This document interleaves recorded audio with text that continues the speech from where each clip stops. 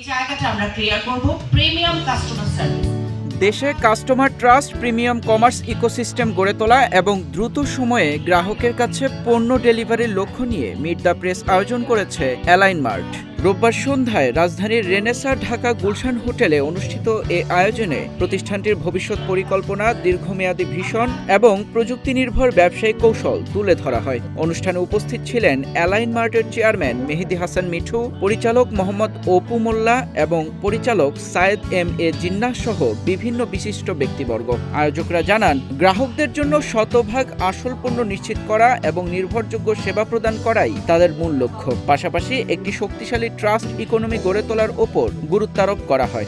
এছাড়া কমার্স খাতে logistics, customer service ও operation ব্যবস্থাপনায় নারীদের অংশগ্রহণ বাড়ানোর উদ্যোগের কথাও তুলে ধরা হয়। প্রতিষ্ঠানটি আরও জানায়, দক্ষ মানব সম্পদ উন্নয়ন, কর্মসংস্থান সৃষ্টি এবং অন্তর্ভুক্তিমূলক কর্মপরিবেশ গড়ে তোলার জন্য বিভিন্ন দীর্ঘমেয়াদী পরিকল্পনা হাতে নেওয়া হয়েছে।